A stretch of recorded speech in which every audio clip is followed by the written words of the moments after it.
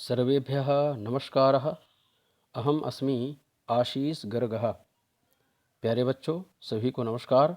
आशा करता हूँ आप सब लोग अपने अपने घरों में सुरक्षित रह करके अध्ययन कर रहे होंगे। प्यारे बच्चों, आज हम पढ़ने जा रहे हैं कक्षा 7 की संस्कृत, जिसका नाम है सुरभि, उसका चौथा पाठ, जिसमें है चाणक्य वचनानि। चाणक्य वचनानि, चाणक्य के द्वारा कहे गए वचन। प्यारे बच्चों, चाणक्य जो थे ये चणक जो थे उनके ये पुत्र थे और इन्होंने कुछ महान कार्य किए, जिनकी वजह से आज हम उनकी नीतियों को, उनके वचनों को आत्मसात करते हैं, पढ़ते हैं और उनकी नीतियों को आत्मसात करके और उसे जीवन में अपनाने का हम प्रयत्न करते हैं। आइए उनके बारे में कुछ पढ़ें। चाणक्यः चंद्रगुप्तमौर्यस्य गुरुः आसीत्। चाणक्य जो थे ये कौन थे? चंद्रगुप्त मौर्य। चंद्रगुप्त मौर्य को तो आप जानते होंगे, इनके ये गुरु थे। सह महान राजनीतिज्ञः अर्थशास्त्रज्ञः आसीत्। अर्थशास्त्रज्ञः च आसीत्। क्या बताया? वह महान राजनीतिज्ञ और अर्थशास्त्रज्ञ भी थे। अर्थशास्त्र को जानने वाले और राजनीति को जानने वाले। चाणक्य नीति ही कौटिल्य अर्थशास्त्रम च। चाणक्य नीति और कौटिल्य अर्थशास्त्र, इनके द्वारा दो ग्रंथों की रचना की गई। एतौ दौ ग्रंथों प्रसिद्धौ स्तः। ये दोनों ग्रंथ बड़े ही प्रसिद्ध हैं। चाणक्यः नंदवंशस्य उन्मूलनम कृत्वा। क्या बताया? चाणक्य ने क्या किया? नंदवंश का उन्मूलन किया। नंदवंशस्य उन्मूलनं कृत्वा चंद्रगुप्तमौर्यं सिंहासने स्थापितवान्। नंदवंश का उन्मूलन करके और चंद्रगुप्त मौर्य को सिंहासन पर स्थापित किया। तस्य वचनानि अत्र प्रस्तूयन्ते। और उन्हीं के जो वचन हैं वो यहाँ पर प्रस्तुत किए गए हैं। वैसे ये जो पहला श्लोक है, इसके बारे में भी मैंने विस्तृत रूप से वीडियो बनाया है, तो आप उसमें डिस्क्रिप्शन पर जा करके और देख सकते हैं। पुनः फिर से इसको दोहरा लेते हैं। माता शत्रुः पिता वैरी येन बालो न पाठितः न शोभते सभा मध्ये हंस मध्ये बको यथा। अर्थात वह माता शत्रु है और वह पिता शत्रु है। कौन? येन बालो न पाठितः, जिनके द्वारा वह बालक नहीं पढ़ाया गया। अथवा ऐसा जो दाम्पत्य है, ऐसे जो माता पिता हैं, ऐसे वो अभिभावक जिन्होंने अपने बच्चे को अच्छी शिक्षा नहीं दी है। क्यों? न शोभते सभा मध्ये हंस मध्ये बको यथा। वही बालक आगे चल करके और फिर कैसे सुशोभित नहीं होता?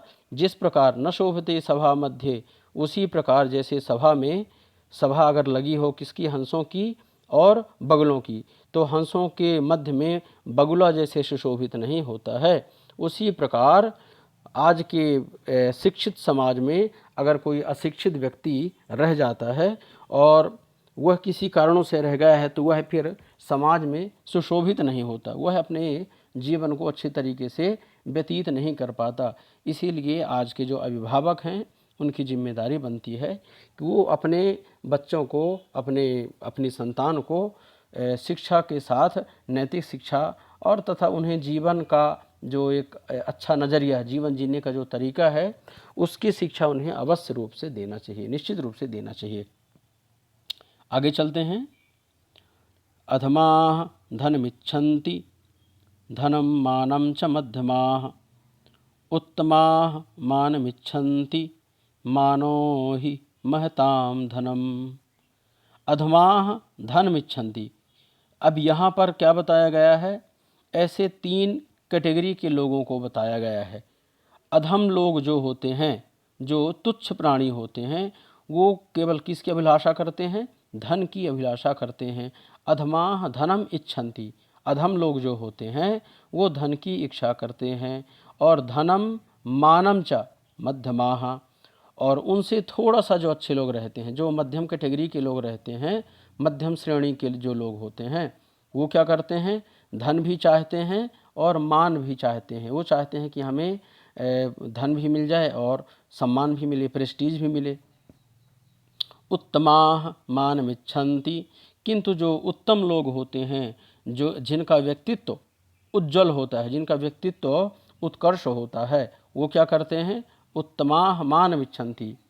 उत्तम लोग केवल मान अर्थात अपने सम्मान की ही चिंता करते हैं, अपने किए गए प्रत्येक कर्मों को देखते हैं, क्योंकि प्रत्येक किए गए कर्मों के द्वारा ही हमें मान या अपमान की प्राप्ति होती है। इसीलिए वो केवल मान की चिंता करते हैं। कैसे? उत्तम लोग। मानो ही महताम धनम, क्योंकि मान सम्मान जो होता है वही सबसे बड़ा धन होता है। तीसरे श्लोक में चलेंगे।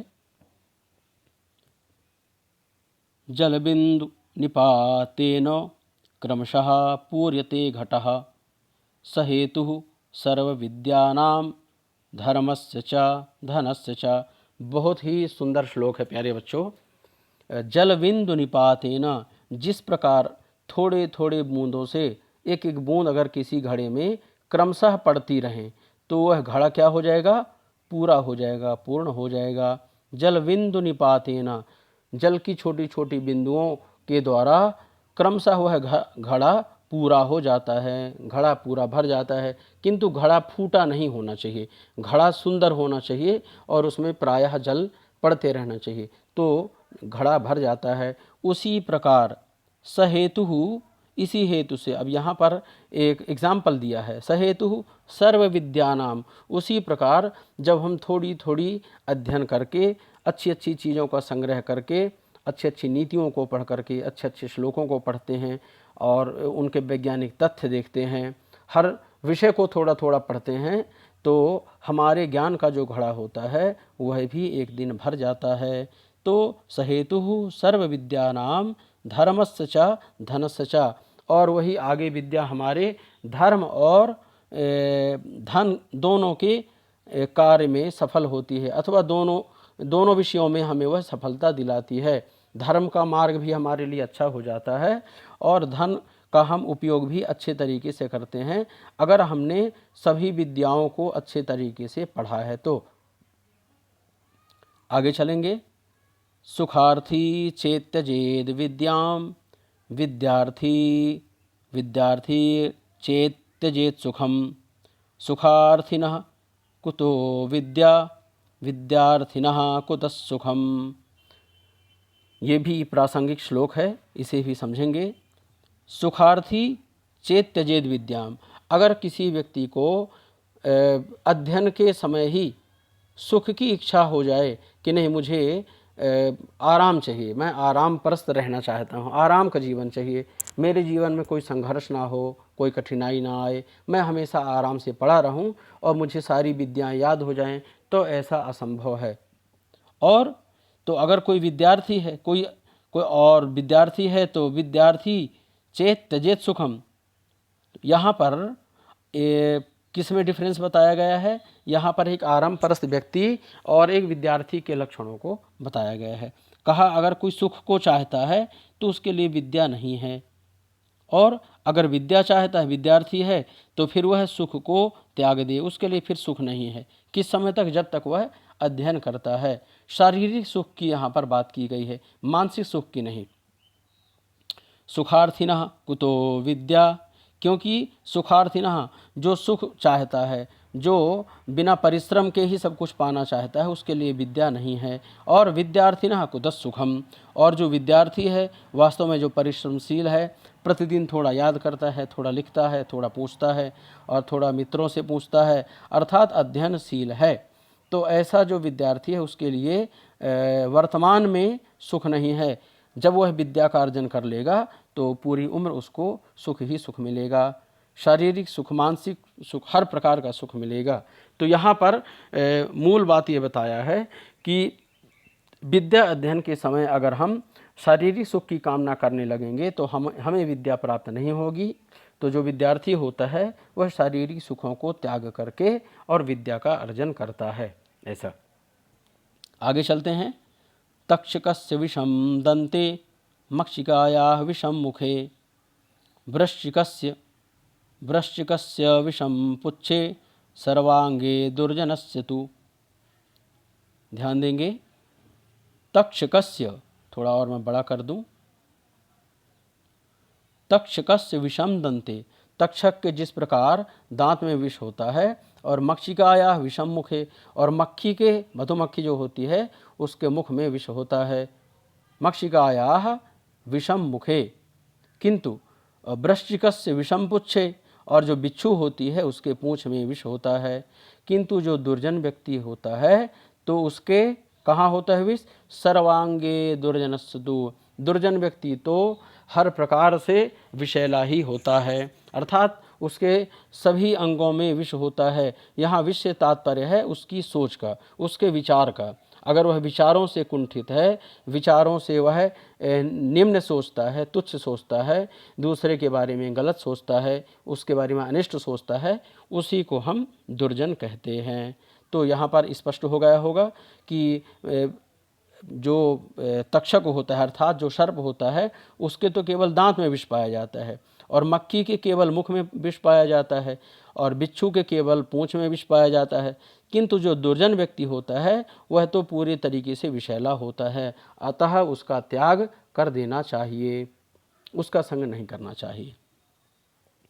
कामधेनु गुणा विद्या सर्वदा फलदायिनी, प्रवासे मातृसदृशी विद्या गुप्त धनम स्मृतम। क्या बताया?